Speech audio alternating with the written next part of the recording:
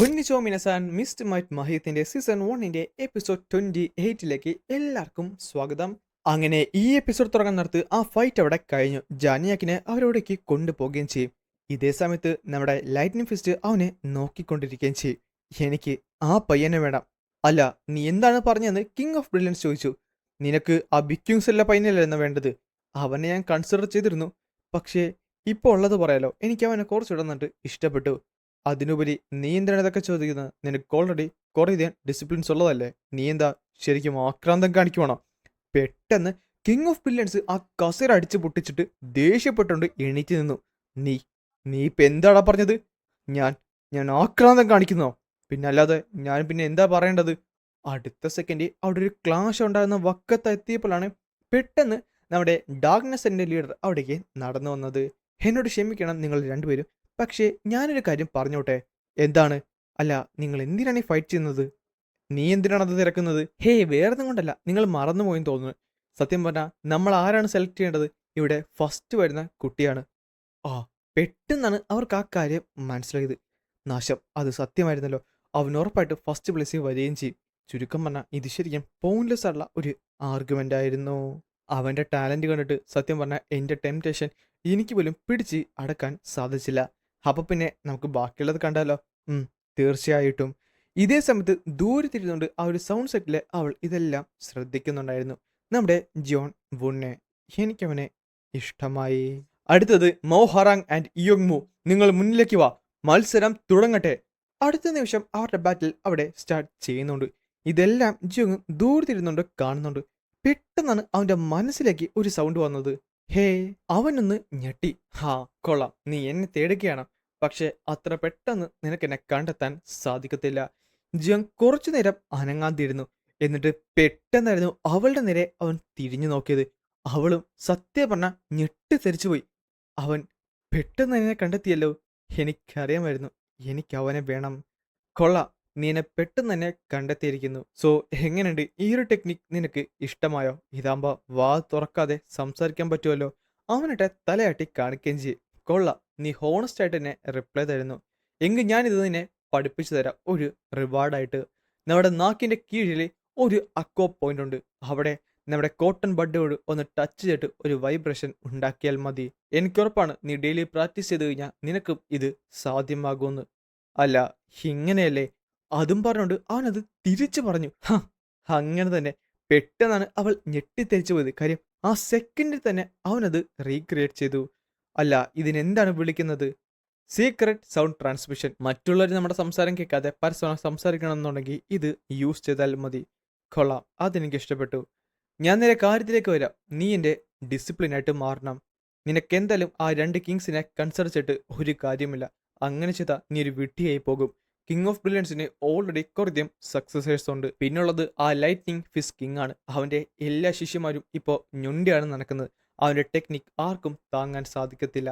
പക്ഷേ നീ എന്നെ ചൂസ് ചെയ്ത് കഴിഞ്ഞാൽ നിനക്ക് സൗണ്ട് വാലിയിൽ ഒരു എംബറിനെ പോലെ കഴിയാൻ സാധിക്കും. അതും സ്ത്രീകളുടെ കൂടെ തന്നെ. പക്ഷേ നീ എങ്ങാനും എന്നെ റിജക്റ്റ് ചെയ്ത് കഴിഞ്ഞാൽ നിന്റെ ബ്രദർ ഉണ്ടല്ലോ അവിടെ ഇരിക്കുന്നത്, അവനെ ഞാൻ അങ്ങോട്ട് കൊണ്ടുപോകും. അവനെ ഞാൻ എൻ്റെ സബോർഡിനേറ്റായിട്ട് മാറ്റും. എന്നിട്ട് അവനെ ഉപയോഗിച്ചതിന് ശേഷം ഞാൻ അങ്ങോട്ട് കൊന്ന് കളയുകയും ചെയ്യും. എങ്കിൽ ശരി. എന്ത്? നീ എന്നെ കൊണ്ടുപോക്കോ, നിനക്ക് ഇഷ്ടപ്പെട്ടെന്നല്ല പറഞ്ഞ, അപ്പം കൊണ്ടുപോക്കോ, കുഴപ്പമൊന്നുമില്ല. അവള് സത്യം പറഞ്ഞാൽ ഞെട്ടിത്തെറിച്ചു പോയി.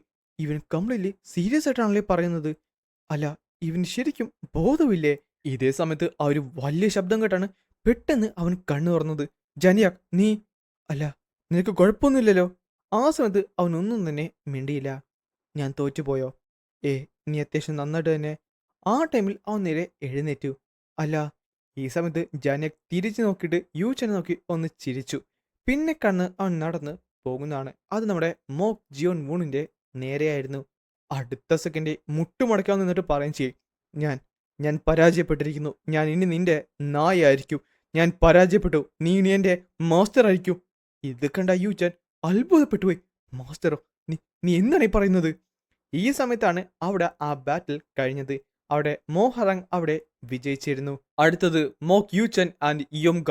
ഈ സമയത്ത് മോഹറങ് അവിടേക്ക് നടന്നു വരുന്നു. ഹറങ്, ഞാൻ പറഞ്ഞേക്ക്, നീ അവൻ്റെ കൂടെ കൂടല്ലേ. അവൻ ശരിക്കും അപകടകാരിയാണ്. അവൻ നിന്നെ ഉറപ്പായിട്ടും. സമയം കടന്നുപോയിരിക്കുന്നു. എന്ത്? ഞാൻ തിരിച്ച് എത്തിയെന്ന് പറഞ്ഞ് അവളവിടെ ചെന്ന് അവന്റെ നേരെ ബോ ചെയ്തു. പെട്ടെന്നായിരുന്നു യൂച്ചൻ അവിടേക്ക് ഓടിച്ചെന്ന് ചോദിക്കുന്നത്. നീ നീ എന്തുവാണ് ഇവിടെ ചെയ്തത്? എന്ത്? നീ നീ മണ്ടം കളിക്കല്ലേ? എനിക്കറിയാം നീ എന്തോ. മോക്ക് യൂച്ചൻ, മര്യാദക്ക് ഇവിടേക്ക് വാ. ആ സമയത്ത് അവൻ തിരിഞ്ഞു നോക്കി. അവന് മനസ്സിലായി പ്രത്യേകിച്ച് ഒന്നും ചെയ്യാൻ പറ്റത്തില്ലെന്ന്. അല്ല, ഈ എവിടെയാണ് പ്രശ്നം പറ്റിയത്? അവൻ കംപ്ലീറ്റ്ലി ഡിഫറൻ്റ് ആളൊരു പേഴ്സണെ പോലെയാണല്ലോ. എനിക്ക് അവനെ പഴയ പോലെ കിട്ടിയാൽ മതിയെന്നായിരുന്നു. പക്ഷേ ഇനി അങ്ങനെ പറ്റുമെന്ന് തോന്നുന്നില്ല. അവൻ ശരിക്കും ടാലന്റഡ് ആണ്.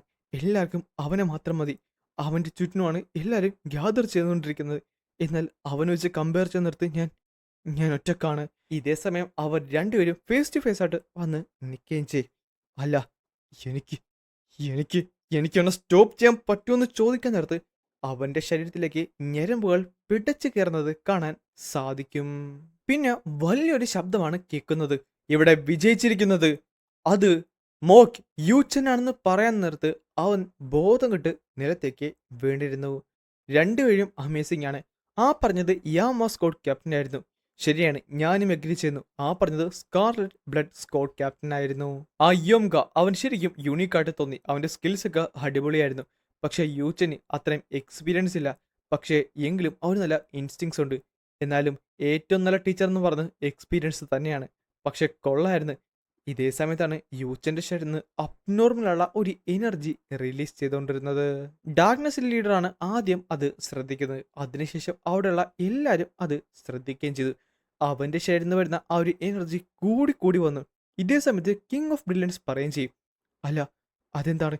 അവന്റെ ക്യുവെ പെട്ടെന്നാണല്ലോ ഡബിൾ ആയിട്ട് മാറിയത്. എനിക്ക് തോന്നുന്നു എന്തെങ്കിലും തരത്തിലുള്ള ഫോർബിഡൻ ടെക്നിക്ക് ആയിരിക്കും എന്നാണ്. നീ ഒന്ന് റെഡി ആയിക്കോ. നമ്മൾ ഏത് നിമിഷം വേണമെങ്കിലും അവനെ പിടിച്ചടക്കേണ്ടി വരും. മോർട്ടൽ കണ്ടിട്ട് അവന്റെ റീസൺ നഷ്ടപ്പെട്ടെന്നാണ് തോന്നുന്നത്. മേ ബി അവൻ ശരിക്കും അൺലക്കി ആണെങ്കിൽ അവന്റെ ഞരമ്പുകൾ എക്സ്പ്ലോഡ് ചെയ്ത് അവനോടെ മരിക്കും. അവൻ മരിച്ചു. അല്ല, അവൻ മരിച്ചിട്ടില്ല. നീ കണ്ടില്ലേ? അവനെ പറ്റിയല്ല പറഞ്ഞത്. ഈ സമയത്ത് ഡിമോണിക് മോഗ് ജിയോങ്ങിന്റെ തൊട്ട് പുറകിലുണ്ടായിരുന്നു. അല്ല, നീ പറഞ്ഞു വന്നത് ഇയോങ്ക അവൻ മരിച്ചിരിക്കുന്നു. ഇത് കേട്ടപ്പോൾ എല്ലാരും ഞെട്ടി. ആർക്കും അത് വിശ്വസിക്കാൻ സാധിച്ചില്ല. എന്നാൽ ഏറ്റവും കൂടുതൽ ഞെട്ടിയത് നമ്മുടെ യൂച്ചാൻ തന്നെയാണ്. ഇത് അവൻ മരിച്ചെന്ന് മാത്രമല്ല, അവന്റെ ശരീരത്തിലുള്ള ഓരോ ഞരമ്പുകളും എക്സ്പ്ലോർ ചെയ്യപ്പെട്ടാണ് മരണപ്പെട്ടിരിക്കുന്നത്. പക്ഷേ ഇങ്ങനെ അല്ല, അവൻ എന്താണ് കാണിച്ചു വെച്ചിരിക്കുന്നത്? എന്ത്? നീ പഠിപ്പിച്ചു കൊടുത്ത ആ ഒരു ഫേക്കുള്ള കൾട്ടിവേഷൻ ടെക്നിക്കില്ലേ, അതാണ് അതിന്റെ റീസൺ. കൾട്ടിവേഷൻ ടെക്നിക്കോ? ഇതേ സമയത്ത് യൂച്ചാനെ അത് സഹിക്കാൻ പറ്റുന്നതിലും അപ്പുറമായിരുന്നു. അവൻ അവൻ മരിച്ചു. ഞാൻ ഞാൻ കാരണം അവൻ ഇല്ല. ഞാൻ ആ സമയത്ത് യൂച്ചാന്റെ ശരീരത്തിൽ നിന്ന് ഒരു വലിയൊരു എനർജി റിലീസാകെ അവൻ ഉച്ചത്തിൽ കിടന്ന് അലറാനും തുടങ്ങി. കൊല്ലണം, കൊല്ലണം, കൊല്ലണമെന്നും പറഞ്ഞ് അവന്റെ മനസ്സ് തന്നെ അവനോട് അങ്ങനെ പറയാൻ തുടങ്ങി. ഇത് ഇതിന് സൈഡ് എഫക്ട്സ് ഒന്നുമില്ല. ഇത് ഇത് ഞാൻ ആ കൾട്ടിവേഷൻ ടെക്നിക്ക് യൂസ് ചെയ്തതാണ്. എൻ്റെ ഇമോഷൻ എല്ലാം പുറത്തേക്ക് വരുവാണ്. ഇതാണ് സത്യം. ഈ ഒരു പ്ലഷർ, അത് സത്യം പറഞ്ഞാൽ എല്ലാവരെയും കൊല്ലാൻ നിർത്തി കിട്ടുന്ന ആ ഒരു രസമാണ്.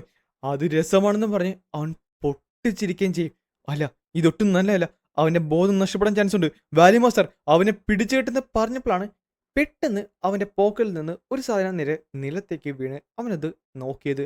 അതൊരു ലോക്കറ്റ് ആയിരുന്നു. അവന്റെ സുഹൃത്ത് അവന് നൽകിയ ആ ഒരു ലോക്കറ്റ്. അടുത്ത സെക്കൻഡ് പല്ല് കടിച്ച് പിടിച്ച് കാലി ചവിട്ടി നിലത്തേക്ക് ഉറപ്പിച്ചപ്പോ ബാക്കിയുള്ളവരെല്ലാരും ഞെട്ടിത്തരിച്ചു പോയി.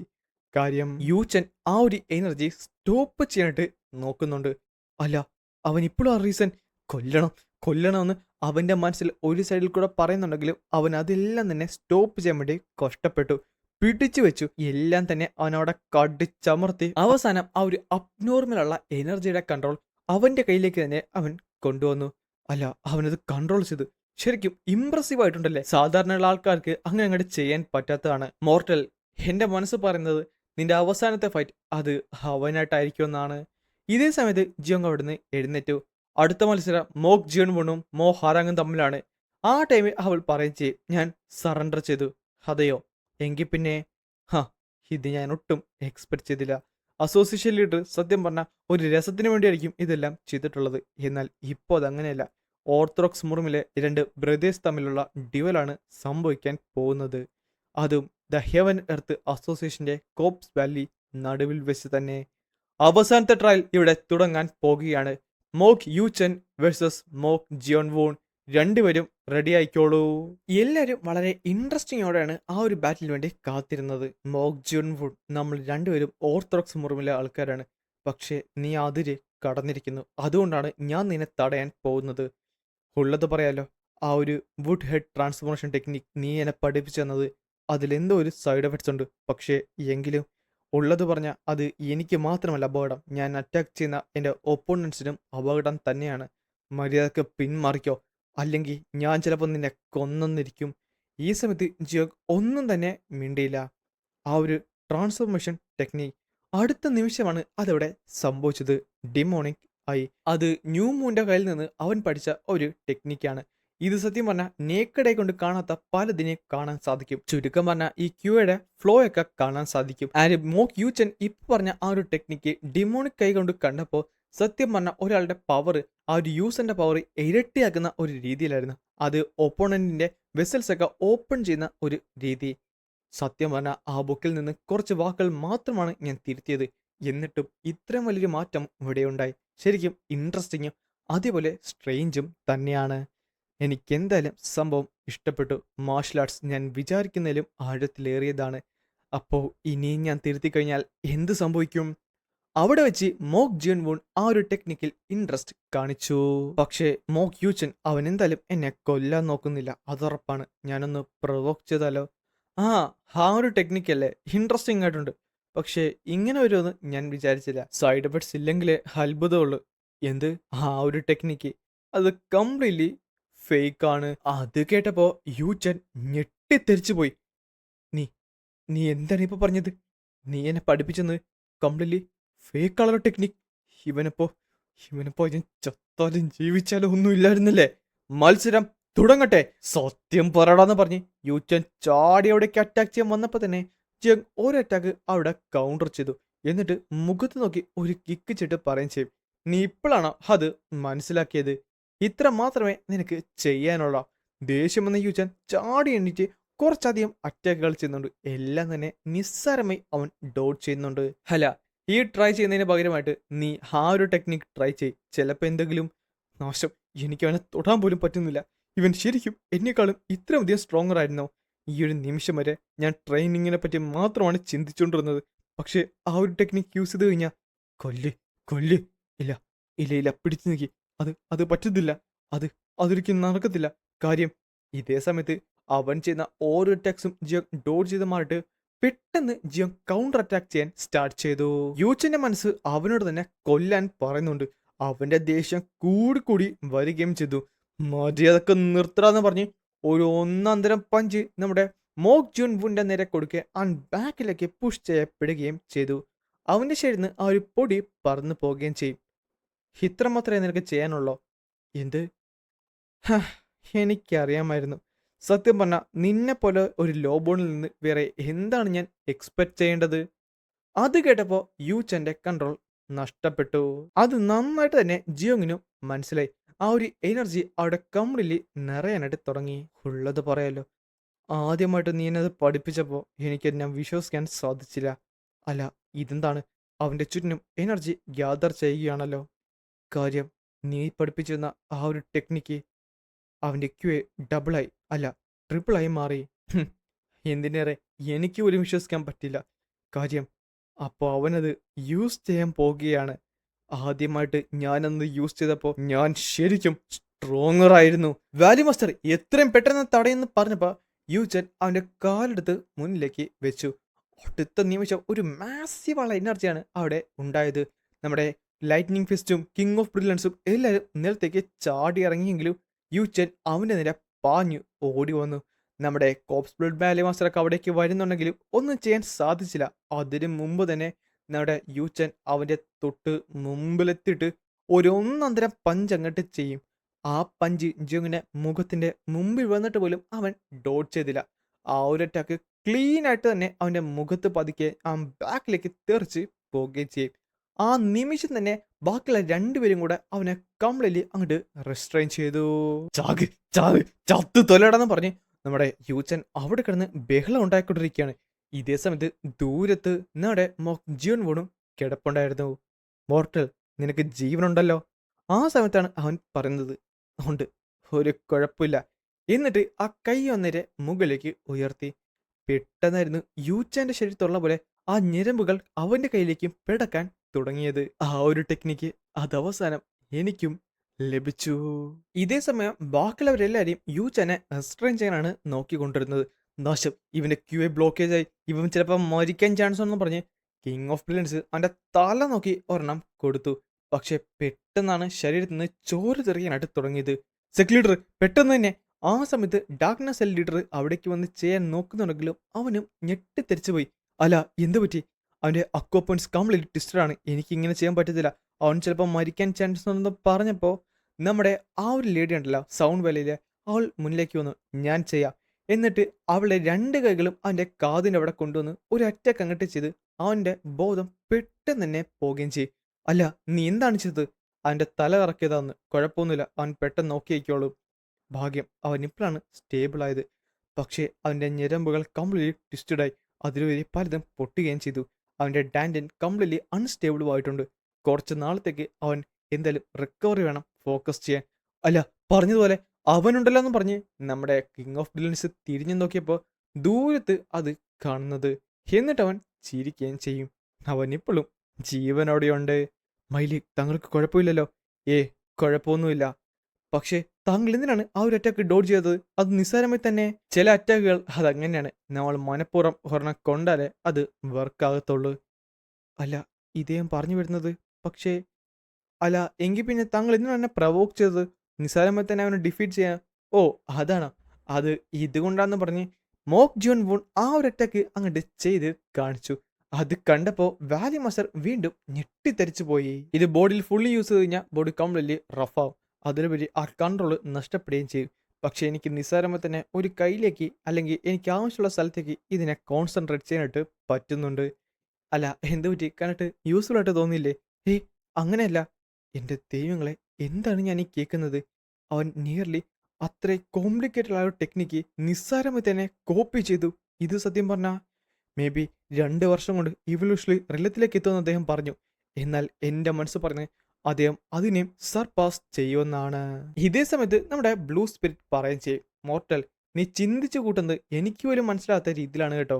അല്ല, ഇതിന് നമ്മൾ ഇനി എന്ത് വിളിക്കും? ആ ടൈമിലാണ് അവൾ ആലോചിക്കുന്നത്. അത് ഒരു അൺഓർത്തഡോക്സ് ആർട്ടാണ്.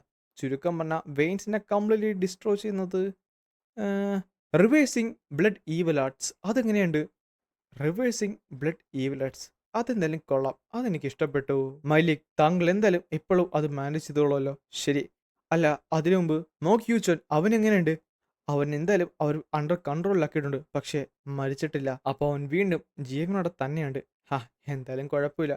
അവൻ്റെ കയ്യിൽ നിന്ന് എന്തായാലും ആ ഒരു റിവേഴ്സൽ ബ്ലഡ് ഈവലറ്റ്സ് കിട്ടിയില്ലേ, അത് തന്നെ ധാരാളം. ആൻഡ് അങ്ങനെയാണ് നമ്മുടെ ഫൈനൽ ട്രയൽ ഓഫ് എക്സാമിനേഷൻ അവിടെ അവസാനിച്ചത്, കോപ്സ് ബ്ലഡ് വാലിയിൽ വെച്ച്. പക്ഷെ ചെറിയൊരു പ്രശ്നമുണ്ടായിരുന്നു. അതായത് ഇവിടെ മോക്ക് ജുൻ വൂൺ ആണോ മോക്ക് യൂച്ചൻ ആണോ ഇവിടുത്തെ ടോപ്പ് ട്രെയിനി ആകേണ്ടത്? അതിലെന്തെത്ര സംശയിക്കുന്നു? നീയൊക്കെ പറഞ്ഞ് കംപ്ലീറ്റ് വിഡ്ഢിത്തരമാണ്. ഈ മാച്ച് എങ്ങനെ കണ്ടിന്യൂ ചെയ്തിരുന്നെങ്കിൽ യൂച്ചൻ ഉറപ്പായിട്ടും മരിച്ചെന്നാം. അത് കൊള്ളാം. ഇവിടെ സർവൈബിലിറ്റി അല്ല നോക്കുന്നത്, പകരം ഡിറ്റർമിനേഷൻ ഓഫ് സ്കിൽസ് ആണ് നോക്കുന്നത്. അത് ശരിക്കും അവനാണ് കൂടുതൽ. അത് പറഞ്ഞിട്ട് കാര്യമില്ല. ഈ ടോപ്പ് ട്രെയിനി എന്ന് പറഞ്ഞത് സത്യം പറഞ്ഞാൽ ഒരു ഫൈനൽ എക്സാമിനേഷൻ്റെ ടോപ്പ് പ്ലേസ് ആണ്. ഇഷ്ടമുള്ള സെലക്ട് ചെയ്യാനുള്ള ഒരു അധികാരം ആ ഒരു ടോപ്പ് ട്രെയിനിക്കുണ്ട്. പക്ഷേ അതുകൊണ്ട് തന്നെ അവിടെ ചെറിയൊരു ക്ലാഷ് ഉണ്ടാകുകയും ചെയ്തു. അസോസിയേഷൻ ലീഡർ ആ ഒരു ഈവൽ ആർട്സ് എന്തായാലും അക്നോളജ് ചെയ്തിട്ടുണ്ട്.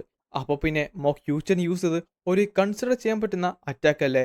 അത് ശരിയാണ്, അവൻ ശരിക്കും ടാലന്റഡ് ആണ്. അതിലുപരി ഈ ഒരു ഫൈനൽ ട്രയലിൽ അവൻ തന്നെ ജയിച്ചെന്ന. നീയൊക്കെ വെറുതെ വായിട്ടലക്കുകയാണെന്ന് പറഞ്ഞ് കിങ് ഓഫ് വില്ലൻസ് ദേഷ്യപ്പെട്ടപ്പോഴാണ്, എന്നോട് ക്ഷമിക്കണേ, ഞാനും കൂടെ ഒന്ന് സംസാരിക്കുവാണ്. അല്ല, ഞാനൊരു കാര്യം പറയട്ടെ, ഒരു പ്രിസൈസ് അല്ല കൺക്ലൂഷൻ നമുക്ക് രണ്ടുപേർക്കും കിട്ടത്തില്ല. അപ്പോൾ നീ പറഞ്ഞു വരുന്നത് നമുക്ക് രണ്ടുപേർക്കും കിട്ടത്തില്ലെന്നേ ഉള്ളല്ലോ? അതിലുപരി രണ്ടുപേരും മുന്നിലേക്ക് പോയി കഴിഞ്ഞാൽ ആര് ജയിക്കുമെന്ന് പറയാനും പറ്റത്തില്ല. ശരിയാണ്. അപ്പം പിന്നെ രണ്ടുപേരും ജയിച്ചാൽ എങ്ങനെയുണ്ട്? ഒരു ടൈ ആയിരുന്നെങ്കിലോ? എന്ത്? ശരിയാണ്, നമുക്ക് രണ്ടുപേരെയും പരാജയപ്പെടുത്താൻ സാധിക്കത്തില്ല. അപ്പോൾ പിന്നെ ഈ സമയത്ത് ബാക്കിയുള്ളവർ എല്ലാവരും ഞെട്ടി. ആ 2 ട്രെയിനീസും ഇനി മുതൽ ടോപ്പ് ട്രെയിനീസ് ആയിരിക്കും. അവരെല്ലാവരും ഞെട്ടിത്തെറിച്ചു പോയ ഒരു അനൗൺസ്മെന്റ് ആയിരുന്നു അത്. ഇവിടെയുള്ള ബാക്കി ആരെക്കാട്ടും കോപ്സ് ബ്ലഡ് വാലിയിൽ അദ്ദേഹത്തിന്റെ അതോറിറ്റി ശരിക്കും കൂടുതലാണ്. നമുക്കിത് ഡിസഗ്രി ചെയ്യാനും പറ്റത്തില്ല. നാശം, ഇതൊട്ടും തന്നെ എനിക്ക് നല്ലതല്ല. അവന് മാത്രമല്ല സൗണ്ട് വാലിയിലെ അവൾക്കും അതങ്ങോട്ട് ഇഷ്ടപ്പെട്ടില്ല. പക്ഷേ ഇതേ സമയം ഇത് ഫേവറുള്ള ആയിട്ടുള്ളത് നമ്മുടെ ഡാർക്ക്നെസ് ലീഡറും അതേപോലെ കിങ് ഓഫ് ബ്രില്യൻസിനുമായിരുന്നു. ആൻഡ് അങ്ങനെയാണ് നമ്മുടെ കോബ്സ് ബ്ലഡ് വാലിയുടെ ഹിസ്റ്ററിയിൽ തന്നെ ആദ്യമായിട്ട് 2 പേർ ടോപ്പ് ട്രെയിൻ എന്ന പദവിയിലേക്ക് എത്തിയത്.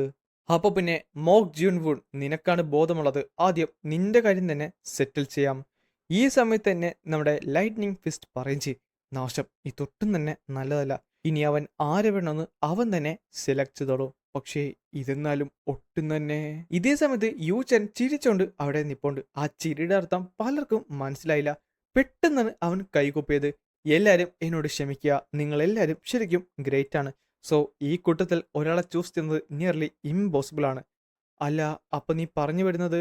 ഞാൻ നേരെ കാര്യത്തിലേക്ക് വരാം. നിങ്ങളെല്ലാരും എന്നെ കൂട്ടാൻ തയ്യാറാണെന്നുണ്ടെങ്കിൽ നിങ്ങളെല്ലാരും എനിക്ക് വേണ്ടി എന്ത് ചെയ്യാനാണ് നോക്കുന്നത്? അത് സത്യം പറഞ്ഞാൽ എല്ലാരും ഞെട്ടിച്ചു കളഞ്ഞു. കിങ് ഓഫ് ബ്രില്യൻസ് പൊട്ടിച്ചിരിക്കുകയും ചെയ്തു. കാര്യം, ഈ നാറി ഇവനിപ്പോ പറഞ്ഞു വരുന്നത് ഒരു നെഗോഷിയേഷൻ അല്ലേ?